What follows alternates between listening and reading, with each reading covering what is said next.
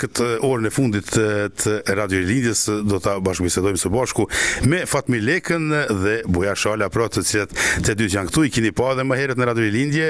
Bujari është njëjtën punë që është në partinë që e udhëheq shtetin sot, të djathtë Höyre, ekonom, derisa është edhe biznesmen, do me thonë në aspekte tjera, është kryetari i shoqatës ose rjetit që është rjeti profesional i shqiptarëve në Norvegji, dhe është iniciatori i cili filloi ta bën një mrekulli të bukur vitin e kaluar, ditën e shqiptarëve, dhe vazhdo normal edhe këtë vit, ku do ta bashkëbisedojmë pak më vonë. Derisa Fatmir e keni pa edhe më herët, është politolog, magjistër i shkencës politike, veprimtar në antar në kryesinë në organizatën norvegjeze për barazi, integrim dhe diverzitet lim, ndryshe thirret norvegjisht, sekretar në rjetin e profesionalistëve shqiptar në Norvegji dhe përkthyes i kvalifikuar. Kështu që dini pak për ata që janë, nëse keni këto pyetje lidhe me këto rolet që kanë këta, pse mos më pyetet aty, për shembull. Mirë po, mirë mama dhe mirë se erdhët. Mirë mbrëma, mirë se gjetë Malush. Mirë mbrëma, Malush, faleminderit. Është kënaqësi kjo ditë urime dhe juve gëzuar këtë ditë, sepse na takon edhe neve, ta festojmë, ta urojmë njëri tjetrit. Jemi këtu, është kënaqësi, kemi kalu bukur me siguri edhe ju sot me fëmijë, me gjitha obligimet që kemi. Mi po, edhe normal që jemi tash në Radio Lindje këtu, mirë po, është mirë për këta trit që kanë ardhur, ka gjenerata që kanë ardhur ose musafir që janë 17 mojnë, kur është edhe koha mirë si sot, e përjetojnë, është diçka shumë e madhe. Po tash është pyetja, sa di njerëz çfarë është 17 maj, se dikush thot dita flamur, dikush dita kushtetutës, dita e shkputjes nga Suedia, ka shumë spekulime ndryshme. Mirë, po është më mirë Fatmir më na tregu pak më kështu në disa detale se çka i bën për shembull 17 maj. Ma merr mend që përgjithsisht kështu si simbolik janë të njoftuar shqiptar, por ndoshta ka rëndësinë e vet të shpjegojmë kontekstin historik të kësaj date dhe rëndësinë historike. Dhe si rëndësinë historike mund ta marrim një piknisje në fillim vitet 1800, ku fillon një ndryshim i ngjarjeve të mëdha, do të thotë përgjithsisht Skandinavi, veçanërisht në Norvegji. Kemi një situatë atëherë kur mbreti suedez, mbreti sapo emëruar, do të thotë në fillim vitet 1800, i cili ishte me prejardhje franceze Jean-Baptiste Bernadotte, ai ishte një aristokrat dhe ushtarak francez, madje i dekoruar prej Napoleonit, dhe ai arrin në farë mënyre të rrethet të aristokracisë suedeze dhe emërohet mret. Si mret ai kalon protestantizëm nga katolicizmi dhe merr emrin Karl Johan. Do thotë rruga Karl Johan në Oslo në fakt është e emëruar mbas temrit të tij. Ai ndryshon politikën e jashtme suedeze, bën aleancë me Rusinë, Anglinë dhe Prusinë atëhershme, që është Gjermania e sotme, dhe i kundërvihet Napoleonit, ndërsa në anën tjetër ishte Danimarka, e cila ishte në aleancë me Napoleonin dhe kishte tërhequr Norvegjin, sepse Norvegjia në këtë kohë ishte në union me Danimarkën. Dhe ajo çfarë ndodh, do të thotë, pasi që mundet Napoleoni, në këtë situatë ose në këtë vazhd kapitulon edhe Danimarka dhe nënshkruhet i ashtu quajturi traktati Kilit, ku vendoset nga fuqitë e mëdha që Norvegjia që ishte pjesë e unionit me Danimarkën tani të aneksohet dhe t'i bashkangjitet Suedisë. Kjo ishte një situatë, do thotë, në vitin, ky traktat u bë në vitin 1813 në janar, në fillim vitit, do thotë 14, më falni. Dhe në këtë vazhd elita politike, establishmenti politik norvegjez, veçanërisht edhe princi Christian Fredrik, i cili ishte nipi Fredrikut IV, mbretit danez, ata refuzojnë këtë traktat, nuk pranojnë që Norvegjia të futet në union me Suedin, Dhe në këtë varg do thotë është ajo pranvera ashtu që rezulton me sidomos në 17 majin ku përfaqësues popullit norvezez, ku kishte intelektual, kishte afarist, kishte edhe përfaqësues të fshatarësisë, ata gjithë bëhen bashkë në tubimin e Izvollit, që është një tubim kombëtari me rëndësi të veçantë historike. Dhe ata aty do të thotë me aktivitetin e vet rezulton me 17 maj kushtetuta norvezeze që njëkohësisht nënkuptonte një pavarësi për Norvezin.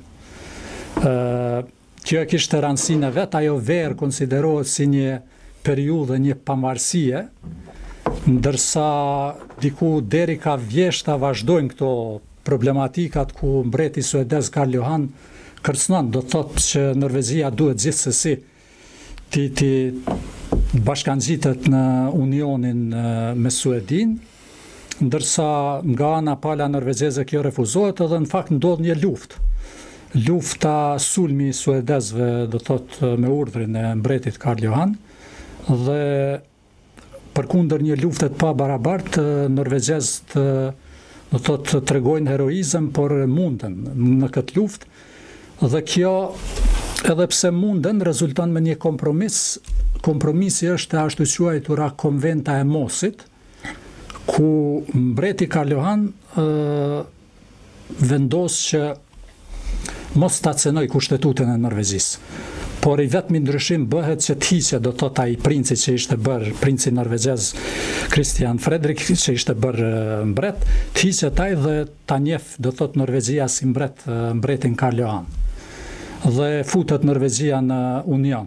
Do thot pas kësaj futjes në Union, gjithmonë mbreti ka tendenca të merr pushtetin pak më shumë, do thot ta ketë drejtën absolute të vetos, drejtën e shpërndarjes parlamentit, e kështu me radhë, dhe ajo që ndodh, do thot është në vitin 1811, kryetari i komisionit kushtetutar norvezez Christian Krogh është ai i cili normalisht i përkrahur nga deputetët e tjerë, ai e refuzon, do thot e mund këtë propozim të mbretit, dhe aty është një fitore faktikisht e parlamentit norvezez e Stortingetit, dhe në jubileun 10 vjeçar, do thot vetëm ta bëjmë qartë sa i përket festimit festës 17 majit historikisht, ajo nuk është festuar sikur sot.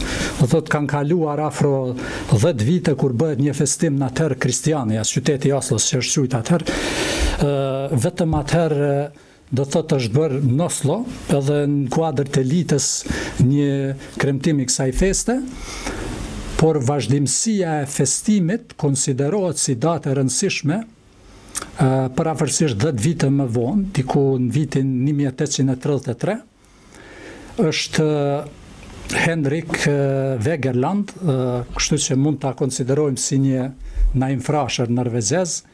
Ai është fjalimi i tij i famshëm tek do thotë ku është bërë një tek busti, do thotë i Christian Krogut, në nderim të tij, dhe ai si një poet i rëndësishëm e kështu i ka dhënë shtytje që kjo festë duhet festohet. Më tutje një rol tjetër që ka pas është Bjørnstjerne Bjørnson, një shkrimtar i njohur edhe shumë ndërkombëtarisht norvezez, përndryshe shkruesi i hymnit norvezez. Ai e kishte shkruar ata si poemë ose vjershe, e cila më vonë merr karakter edhe të hymnit.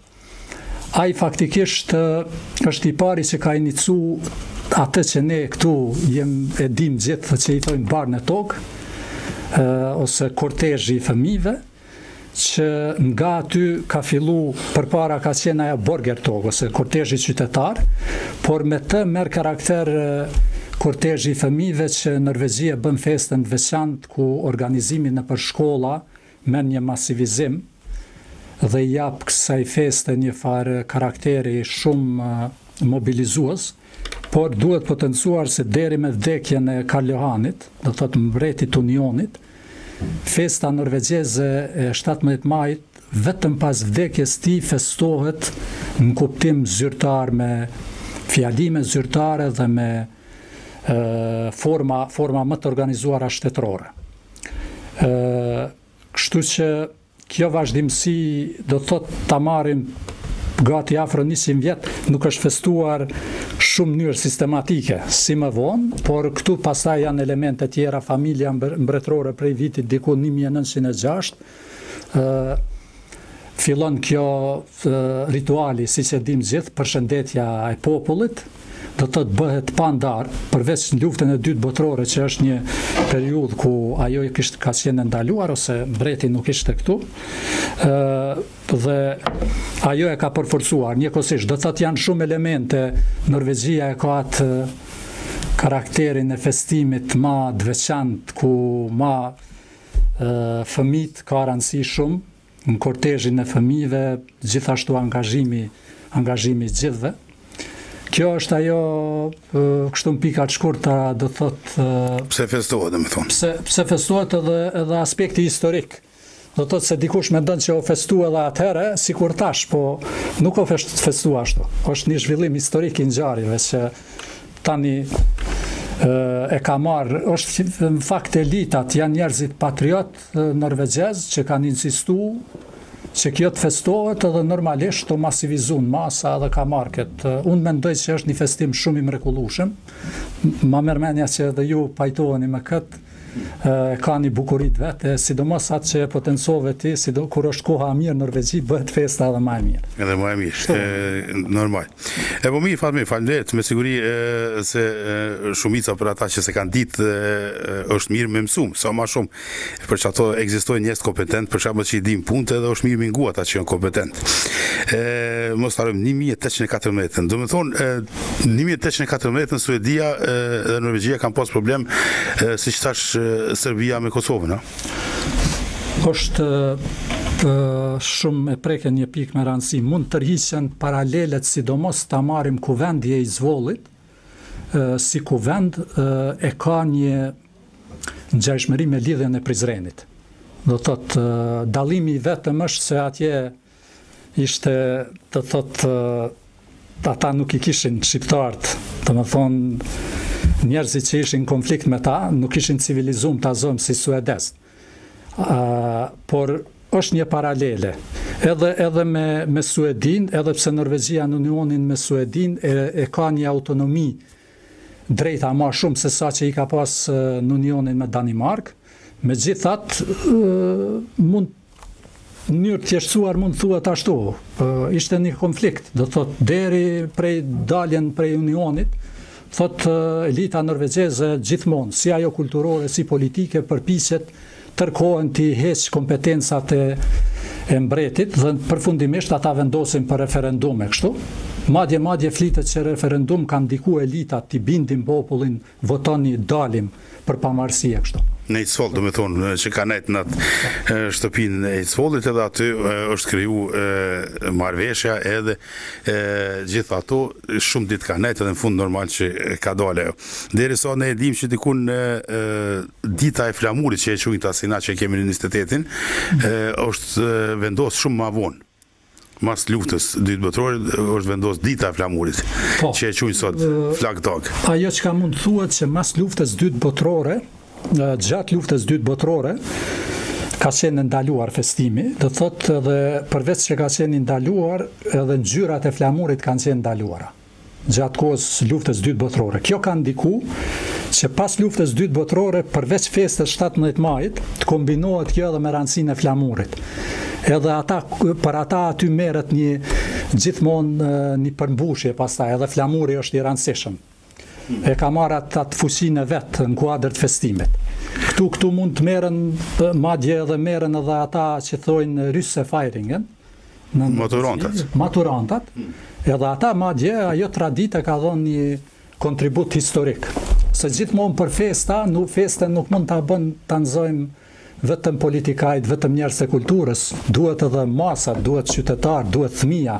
Norvegji, sidomos organizimi që u potencu ma herët, organizimi i kortezhit fëmijëve, jashtu quajtur Barnet Tog, është simbolika kryesore e festimit 17 majit.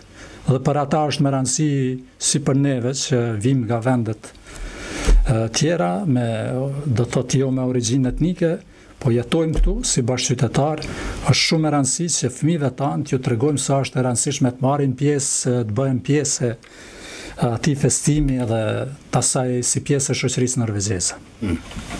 E më mirë, mësuam edhe këto, do me thonë është mirë me ditë, sa ma shumë me ditë, aq më mirë. Bujar, si politikan, kjo fest ka edhe rëndësi shumë të madhe kur është edhe politika, sidomos kur është qeverisja, sot që jeni në qeverisje, do me thonë me parti tjera, sa e patët angazhimin këtyre ditëve me partinë? Ajo që është një gjë shumë interesante për sa i përket festë kombëtare të Norvegjisë është pa dyshim një ndër pikat kryesore ku krejt politika norvegjeze feston bashkë. Është momenti kur politika lehet me janë edhe fokusi është dita kombëtare, është dita ku diskutohet çdo gjë rreth çështjes kombëtare dhe jo politik. Është dita kur tanë politikanët janë dakord për një gjë që kjo është një dita krejt kombit, dita popullit, tanë kanë kontribu. Por ka shumë interesante me ditë historinë, sikur e tha edhe Fatmiri, edhe unë kam pas fatin me kanë edhe në parlament edhe me njek edhe pikturat e parlamentit, në mënyrën si janë pikturume, si janë të vendosuna, që ilustrojnë fiks këto gjana që thët Fatmiri. Te salla kryesore e parlamentit norvegjez, në ballë ndodhet një pikturë e madhe ku është mbledhja e Eidsvollit, edhe është grupi i këtyne po e quaj patriotëve norvegjez që kanë themelu, dhe është shumë interesante që njëri nga ata është me kry mrapa dhe shef nga Pallati Mbretëror. Dhe sepse edhe parlamenti edhe Pallati Mbretëror janë ndërtuar me një pozicion që me pas distancën mes pushteteve, ku respektohet mbreti, ama gjithashtu lejohet edhe parlamentarizmi, dhe ai është i kthym ka mbreti me një formë që shiko tash. Këtu po fillojmë edhe ne të krijojmë shtetin tonë. Dhe kur e ndin historinë e krijimit të kushtetutës norvegjeze, që mos harrojmë është kushtetuta e dytë më e vjetër në botë, si kushtetutë formale, është një gjë që me të vërtet krenon edhe tan politikanë, pavarësisht krahut, i ke sot si qytetar të thjesht, cilët veshen me kostumet kombëtare tyne, nga zonat e ndryshme, edhe dalin paradë me gjithë popullin. Sodeniva, besa që është një ndër më të vjetrat në botë. E dyta. Dhe shumë dyshysh më ra që këto se kom ditë. Është mas e vërtet. Unë nuk jam jurist, por përsa i përket ligjeve, pa dyshim që ka ligje më të vjetra, se kena shtete si Itali, Francë, Angli, më të thash, që kanë histori midhjeçare, por formalisht koncepti kushtetut, ekzistuese kushtetut, është kushtetuta norvegjeze, e dyta. Dhe është një diçka që këta krenohen, dhe mos harrojmë se kushtetuta norvegjeze, e cila është themeluar në kohën kur Norvegjia ishte e pushtume, ishte në varësinë e dikujt tjetër. Ku nuk ishin dhe ka rëndësi konceptuale dallimi mes tyre. Këta nuk festojnë pambarësinë, që u shkputëm. Këto festojnë themelimin e shtetit. U themelume. Shkputja ka ndodhur 1900 më vonë, 1900 diçka. Nga Suedia. Dhe kjo është nuk është festa kombëtare. Festa e çlirimit për shembull, festa e çlirimit e Norvegjisë në luftën e dytë botërore ishte të mërkurrën e kalume. Me datën 10 maj diçka e tillë. Dhe ditë normale punët askur gjë, festa e çlirimit. Ajo që na PS-ja i thotë 29 nënor, PD-ja i thotë 20 nënor, çlirimi nga lufta e dytë botërore, në kohën e luftës botërore. Dhe këto nuk e festojnë. Nuk e festojnë çlirimin. Dhe ka rëndësi kjo, e bën veçantë formën e tyre. A ka rëndësi kjo për shembull kur vjen pyetje te kushtetuta e dyta më e vjetër në botë. Shumë konflikte që në botë mes palëve të ndryshme, zakonisht i mbledhin ata dy palë që kanë konflikt, edhe gjithmonë Osloja është diqysh një pikë qendër ku i pajtojnë, për shembull Palestina me Izraelin, Kolumbia, Tigrat, atje që janë tash kanë ardhur Venezuelës, do me thonë janë këtu, dy pozita dhe opozita. A lidhet kjo me këto? Ka një farë historiet. Fillon nëse keni parasysh historinë e çmimit Nobel. Çmimi Nobel jepet në Suedi.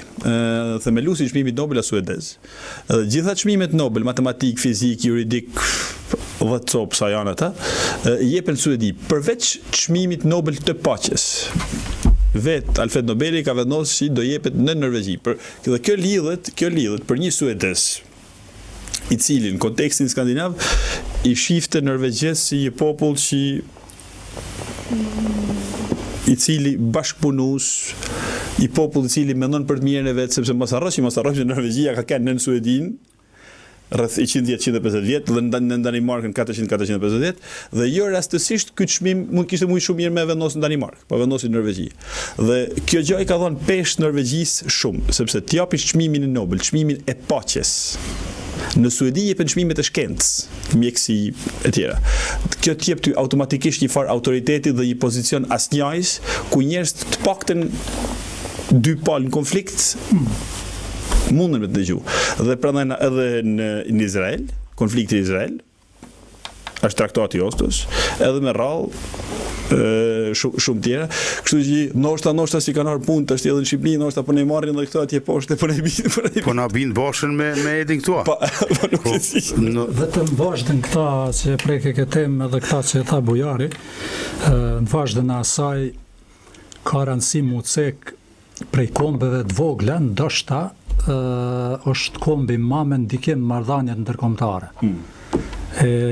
Një arsye këtë pyetje që e shtrove mund tjetë dhe ose konsiderohet si një kombi vogël që gjatë historisë nuk ka qenë komb kolonialist. Ti e ke një Danimark vogël, po ka qenë periudha historike perandori.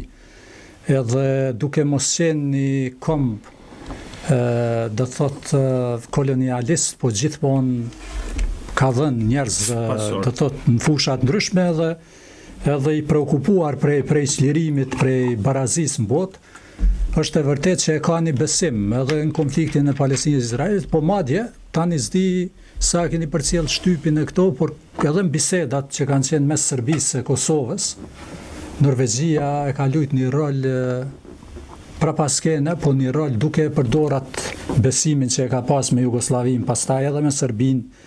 Do thot jo që i ka përkra, po atë komunikimin e tyre me ta, njëkohësisht ndihmën që e ka dhënë për shqiptar,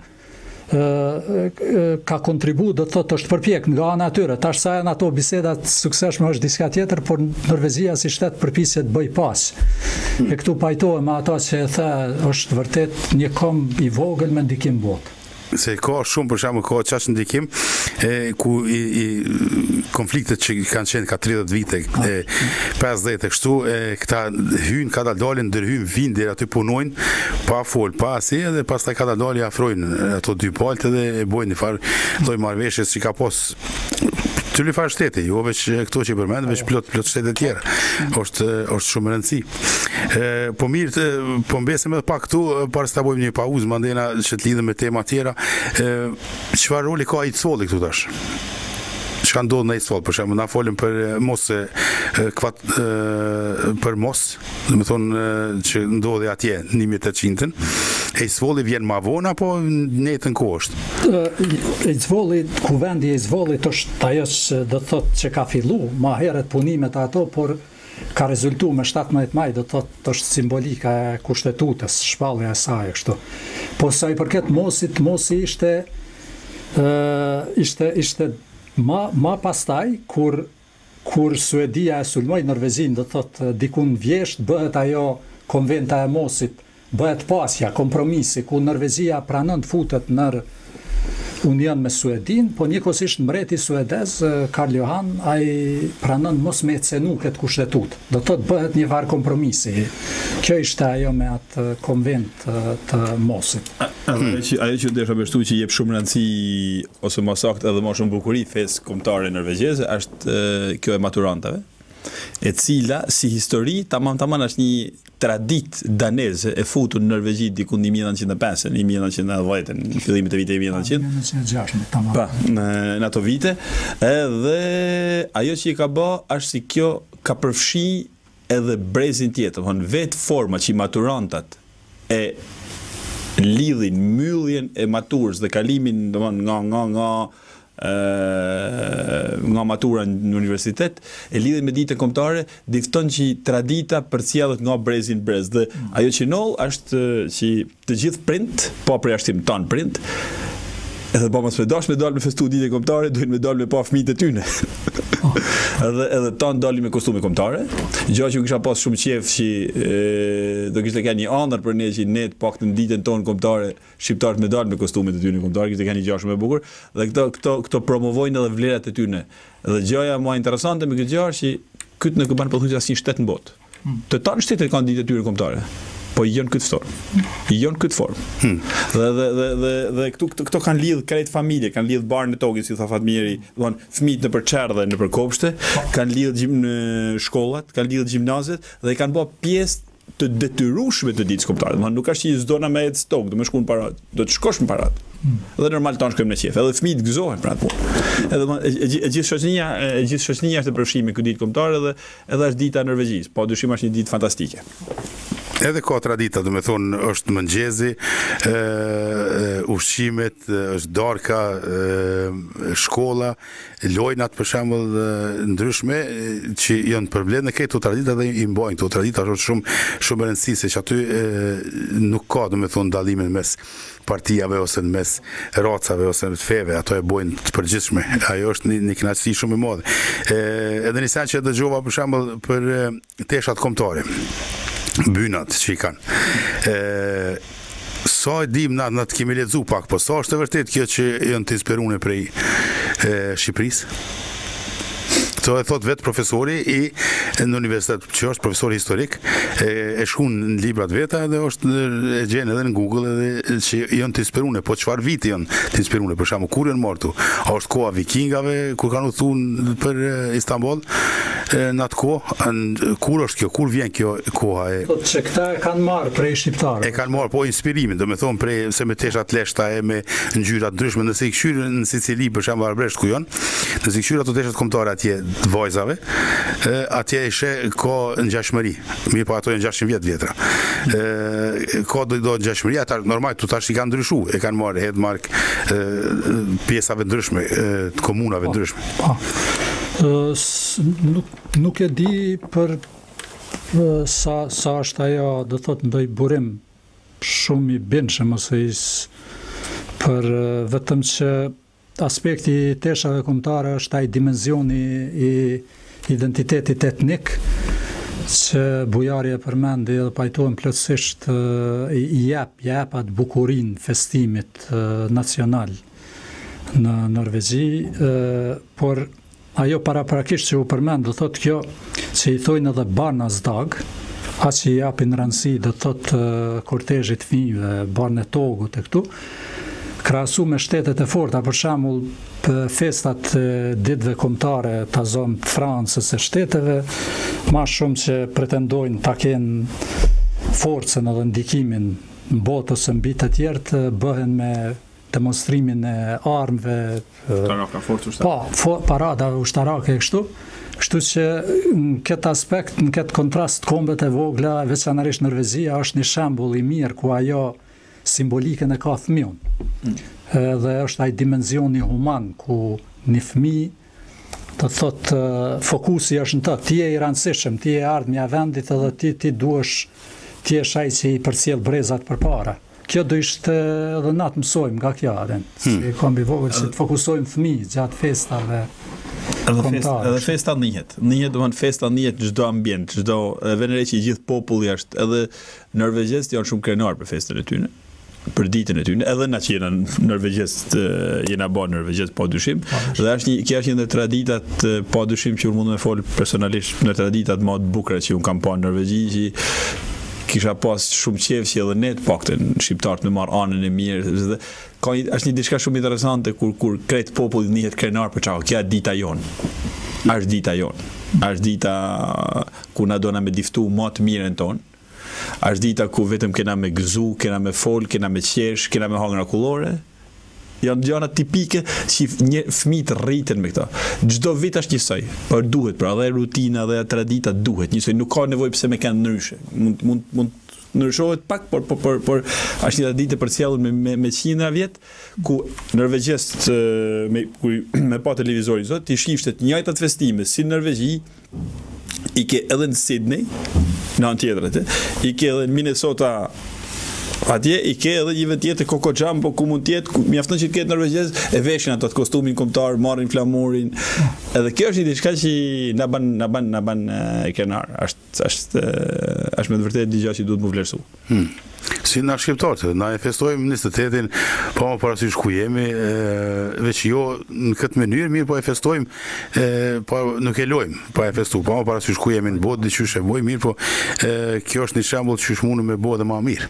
Një gjë që mundë me thënë është pa dyshim që në shqiptarët e festojmë 28-in edhe 29-ën, varet si tjetë situata, por një gjë që është shumë interesante është se ne fatkeqësisht nuk mund të rrim, nuk i rrim larg politikës as në rast e festave. Edhe në rastet e festave të ne futet politika një formë se i tjetër qoftë edhe në opinion.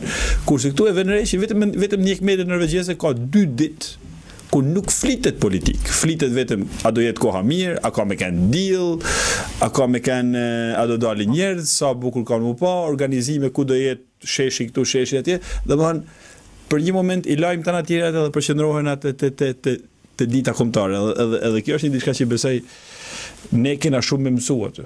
Ne kena shumë me mësu. Për siguri, për ato edhe ju që jeni të rjetit profesional shqiptarve, jeni inspiru qatë shumë edhe vitin e kaluar, për shembull, dhe morët iniciativën me bo një mini feste, do me thonë ditën e shqiptarve, po më parasysh data, veç tjetë dita e shqiptarve, që ta tregojmë edhe natë dignitet që kemi për normal për norvegjeze, për gjithë ata që në Norvegji. Mirë, po këto do ta bashkëbisedojmë pastaj, ta bojmë një pikë muzikore pak edhe rikthehemi me siguri se do të bashkëbisedojmë këtë temën e ditës shqiptarve, kur do të ndodh, çka po ndodh, përgatitjet e si për kush mundet me kontribu, çysh mundet me kontribu gjitha ato.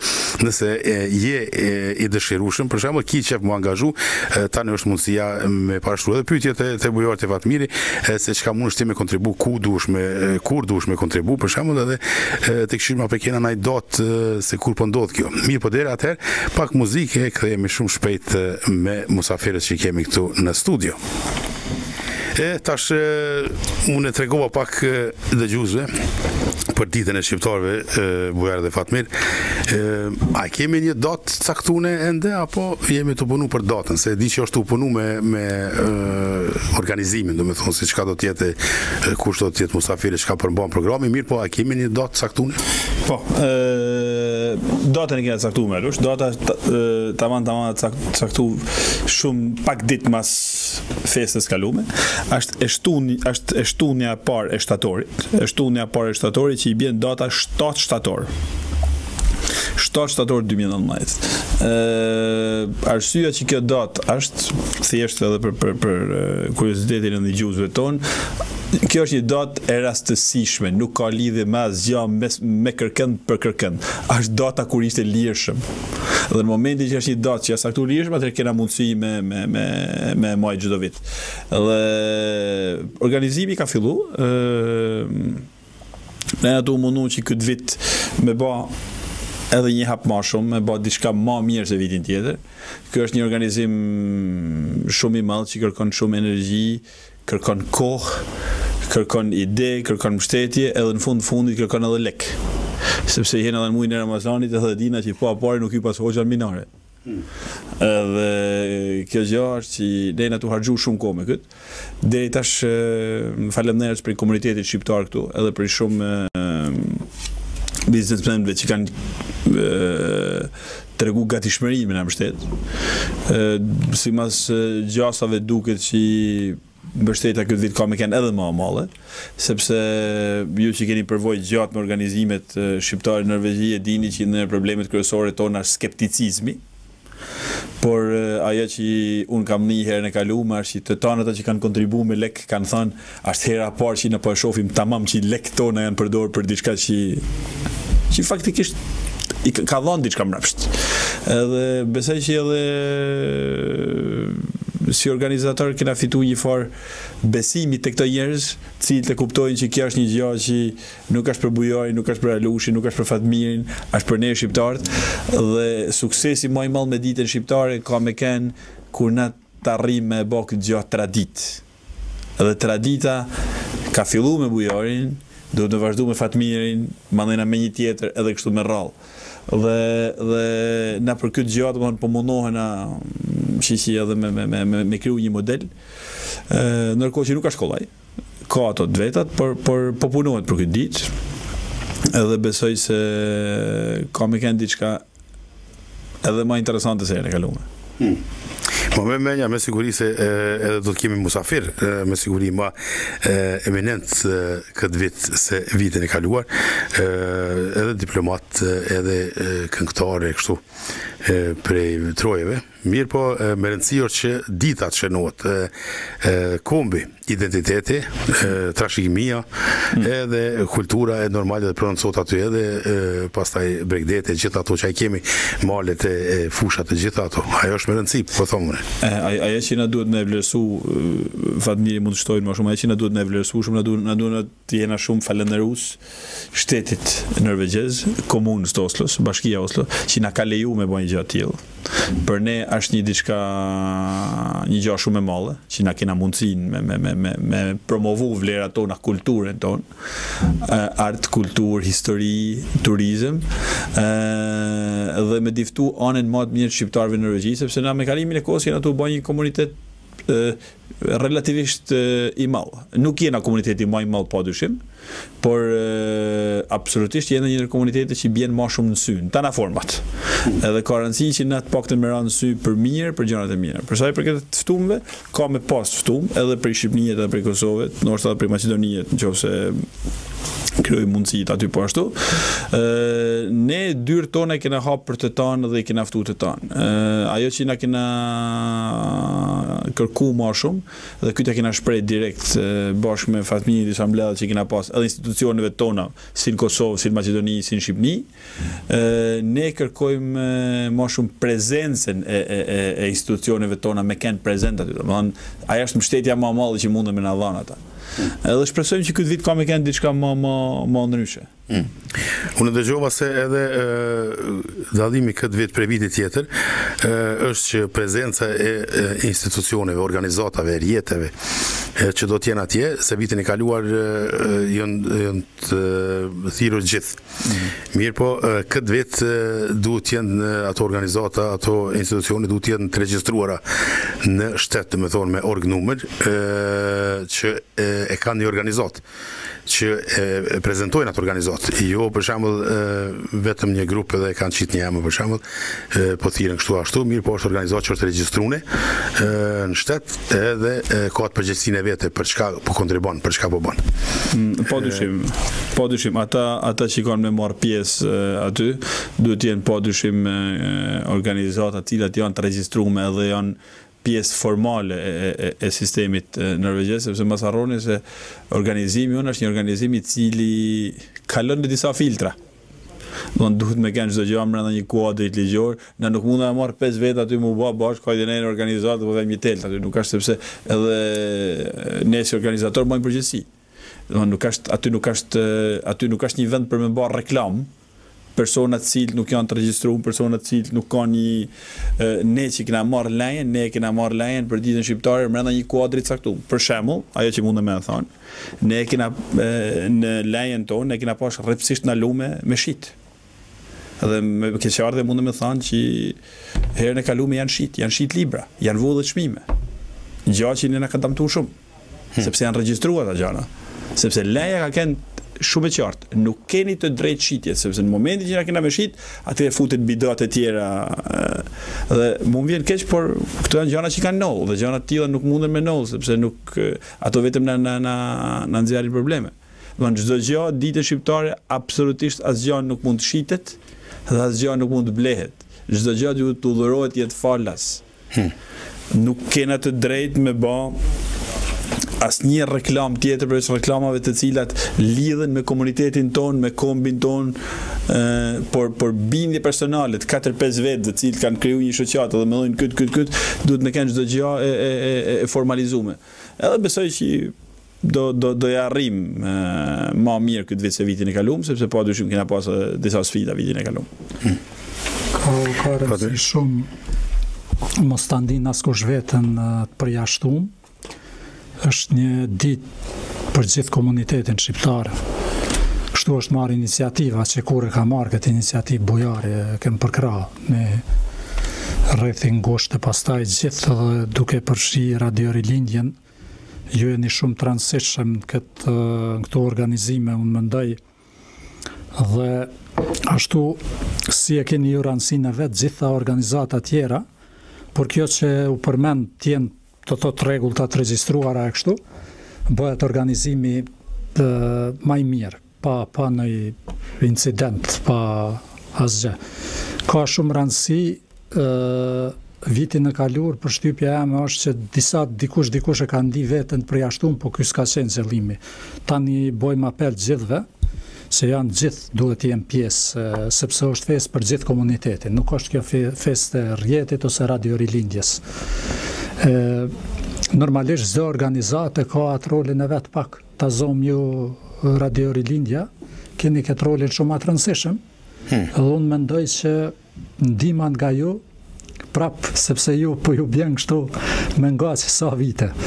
Atim, por jeni ata që vërtet jeni një farë qendre, kështu që mi fut gjithë një farë lëvizje, kështu. Ura, kështu që duke e pas këtë bashkëpunim të mirë me ju, unë mendoj që jem të hapur me gjithë me pas këtë bashkëpunim, edhe madje Bujari është shumë tip, jo që është këtu, po shumë tip aktive praktika, din mërgatën shqiptare, përpiset të lënë punë të veta, keq dhe të komunikon me njerëz e kështu që i gjithë motivi i asaj është që ti bashkërëndis gjitha, din t'i fut në këtë organizim.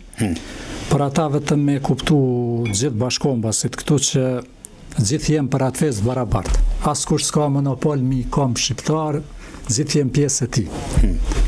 Datën e kemi, vendi po i njëjtë. Vendi është para parlamentit, është krejt sipërfaqe aty të përfshi edhe atë shatërvanin që kena aty në mes, edhe kjo gjë e ban këtë gjë shumë mund të më bëjë fetë shumë e madhe. Madhësia organizimit që do bëhet atë ditë, na kena nga nacionalitatit deri te parlamenti, domethënë është një sipërfaqe bajagi e madhe. Madhësia organizimit varet edhe nga fondet që na mundën me mbledh. Herën e parë janë grumullu fondet të u bazu në njohje personale që unë kam pas me njerëz të caktuar, cilët kanë kontribu. Edhe shumë faleminderit për tyne. Emrat e tyne janë paraqita ditë aty, edhe është një nder për mua, për ata që të paktën kanë guxu herën e parë. Tashti për sa i përket herës dytë, mundësitë e organizimit janë padyshim pa fund, ama ana ekonomike e kësaj nuk është një gjë e cila është e parancishme. Një organizim i tillë ta kujtoj njerëz, ta di njerëz që kushton diku te 400.000 kruna.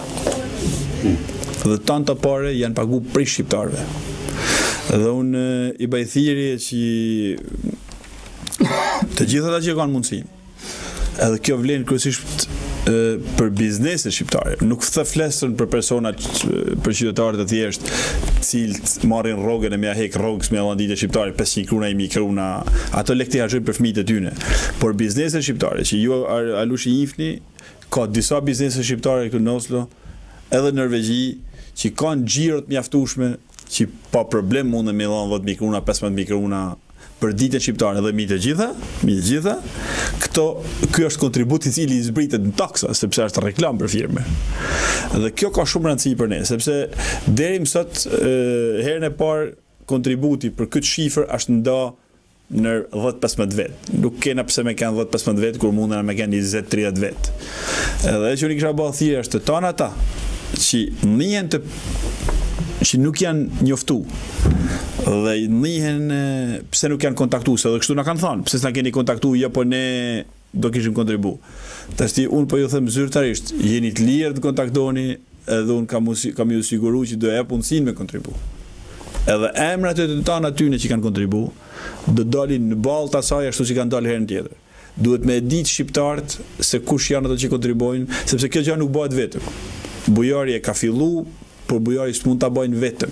Bujari duhet me bë me secili, duhet radio, duhen kontribusi, duhen kori, duhen gjithkush ka vendin e vet. Edhe një pjesë bashkëdhëtarëve këtu, ti arë pak më avonë në Norvegji, do thotë që janë njerëz që kanë halushi e din kanë dhënë kontribut.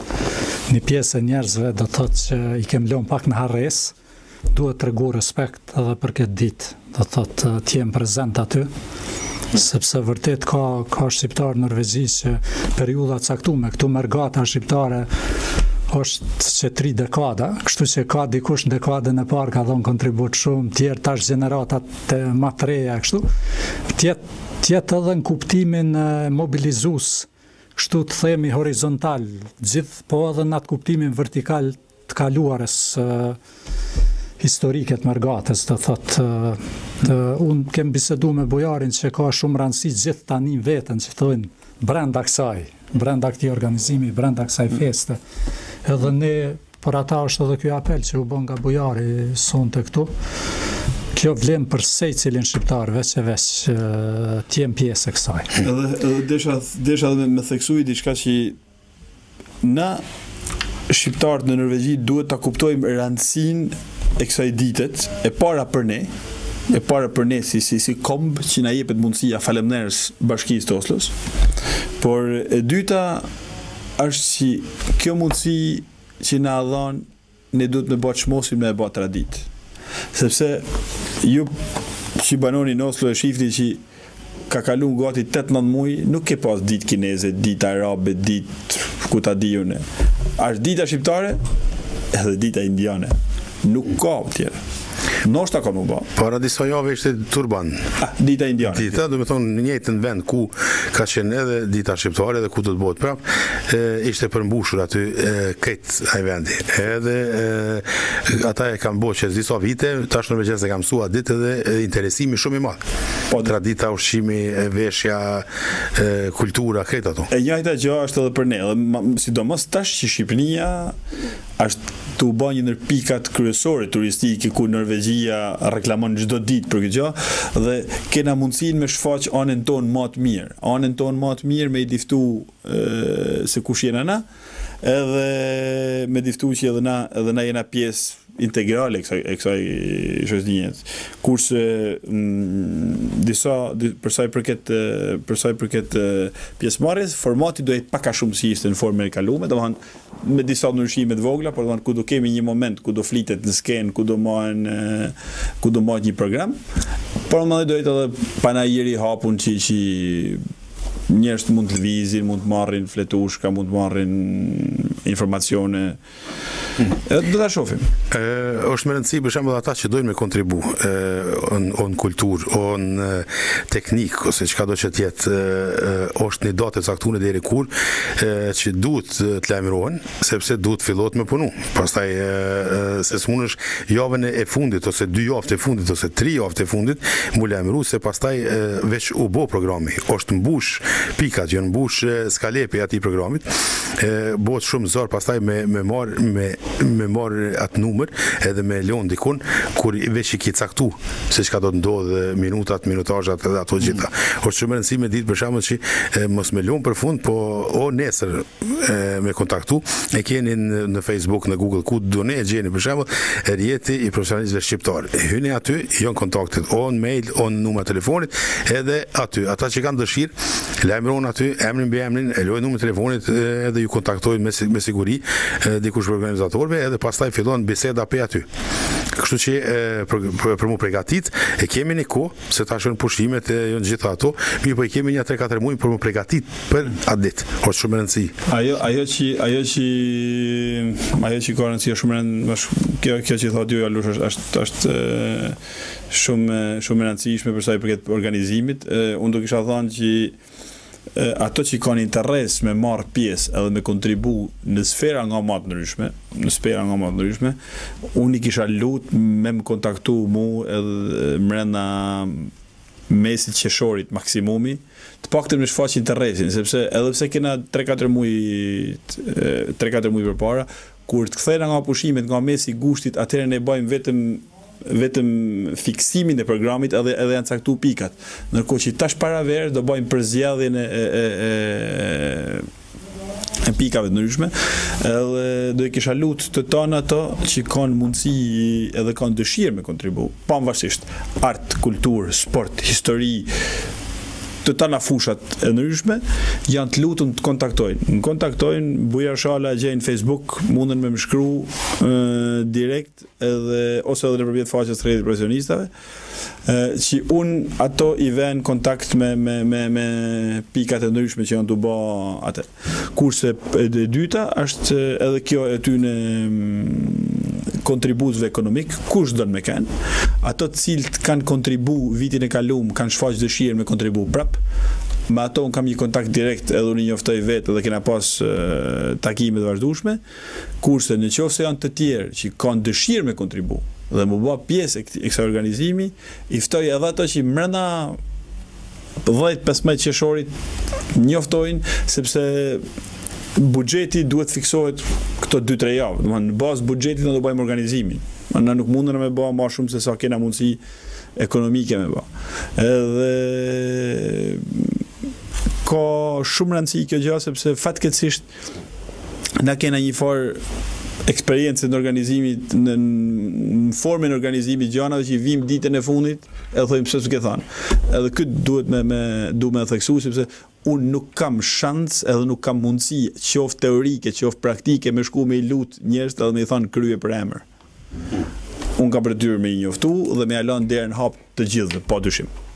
Por njerëz duhet me marrë iniciativën vetë edhe me ardhë me na kontaktu edhe me thënë Bujar, unë du me kontribu në këtë formë dhe hajde. Kështu që ka shumë rëndësi këtë. Është edhe më rëndësi me përcjell rrjetet sociale që janë oficialet të shqiptarët norvegji. Kjo nuk mund me dalë në Klan TV ose në Top Channel ose në TVSH ose në RTK, sepse është dita shqiptare, do me thonë ndodh në Norvegji, duhet me përcjell lajmet që i kanë të postuar për shembull ato shoqata ose ato organizata që janë të evidentuar këtu në Norvegji. Ata i kanë këto lajme, i kanë këto informata, plakatat, gjitha ato që ndodhin. Kështu që aty i gjeni gjitha. O nëse shpërndahet te njëna, me siguri se shumë shpërndahet të gjitha. Kështu që më pritet informatat jenë bukur shumë herë tash që të fillojnë përgatitje njerëz. Vitin e kaluar ka filluar pak më vonë, mirë po është folur për këtë punë, mirë po organizimi ka filluar pak më vonë. Tash po fillon shumë herët, është muaj majit, pastaj kemi edhe 3 muaj pushim, edhe afro dita e fjalën për vetë programin. Për vetë programin, po. Kështu që kanë kapacitet dhe mundësi me marrë dikush ndonjë detyrë, edhe me zhvilluar detyrë dhe me përfundu për shembull sa më mirë. Kështu po afrohem na ka dalë edhe ditës 17 majit, ditës së madhe norvegjisë, edhe ditës së natës Radio Lindjes, domethënë premten programin drejt për drejt live me musafirët në studio që i patëm, Fatmir Lekën, Bujar Shala, kënaqësi e madhe për neve që erdhe tek ne këtu. Edhe me siguri se deri herën tjetër do të dimë edhe më shumë, do të kemi kontakte edhe më shumë, do të jeni edhe më shpesh në studio këtu tek ne. Edhe ne falenderojmë në emër të stafit radios për ndihmën që na keni jap neve radios, domethënë kur u fillu projekti i zhvillimit të radios dhe studios të Radio Lindjes, që të jetë pavarur prej gjithë atyve radiove që kemi bashkëpunu përpara, të jemi në godinën tonë këtu edhe të kemi këtë pajisjet tona, programin tonë që tash e kemi zhvilluar pak më të madh dhe kemi më të bukur, edhe të falenderojmë shumë për ndihmën ekonomike dhe ndihmën normal psiqike që na keni mbajtur këtë kohën që bëhet mirë edhe na keni mbështet. E në njëjtën kohë normal që ne do t'ju mbështesim këtë kohën në secilin organizim. Ne ju urojmë suksese edhe një vikend shumë të bukur, të lehtë, të mirë. Me siguri se deri herën tjetër informatat ju jenë më kompakt dhe ti shpalosim ato, ju tregojmë se programi si do të jetë. Kështu që po duhet konkretizu program. Konkretizu. Shumë Alosh ishte kënaqësi. Faleminderit Alosh, ishte kënaqësi. Faleminderit. Faleminderit shumë.